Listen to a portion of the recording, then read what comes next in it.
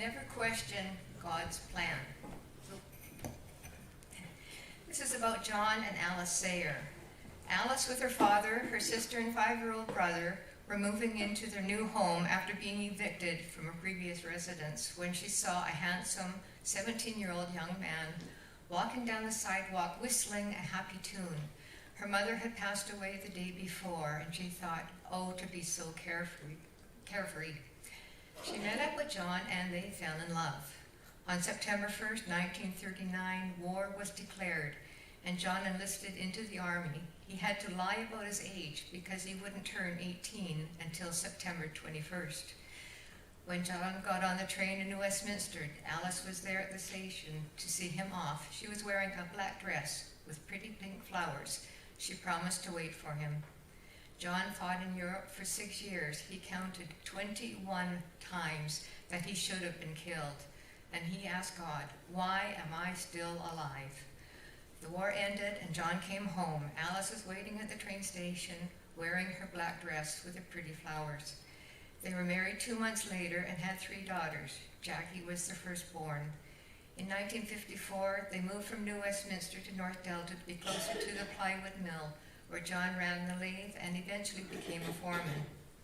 In 1972, John left the plywood mill and was hired by a company that was building mills in third world countries. He spent 10 months in Malaysia teaching the villagers how to run the sawmill.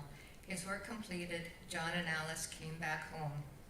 A few years later, the Shah of Iran wanted to make a better life for the Iranian people, and John was hired to get a sawmill established and teach the locals how to run the mill. After 2 years of work, John and Alice came home. In 1980, Jackie became a sponsor for Families for Children. Her parents wanted to make sure it was a legitimate organization and did some investigating. It turns out the Families for Children volunteers pay for their own flights to the countries and ate what the children ate. It was so legit that they became volunteers and went to an orphanage in Bangladesh for a 3-month term. Then after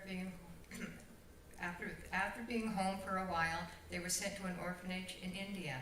They did many 3-month stints there. John would go through the streets and collect kids living in ditches and culverts and bring them home to the Families for Children. Here they were fed, clothed, made healthy, educated, and later trained for employment in India. Some of the children were adopted and sent to homes in other countries. John and Alice were becoming well known there. Alice delivered a set of twins on the cement floor. She had no nurse's training, but just followed her instincts. A man carrying his daughter in his arms walked up to John and placed her into John's arms. He then stooped down to try to kiss John's feet and walked away. On another volunteer trip, a woman gave her 2-year-old crippled son Ramesh to John and walked away.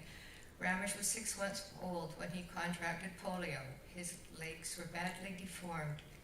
John felt an instant bond with his tiny victim.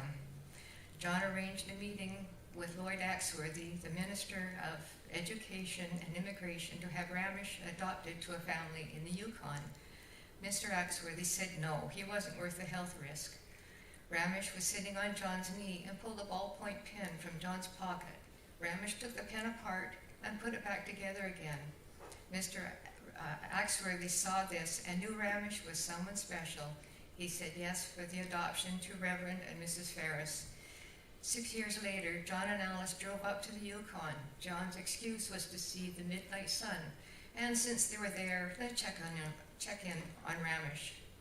In the spring of 2008, Jackie found out that Ramesh was going to go across Canada in his wheelchair to raise funds for polio vaccines for the children of India.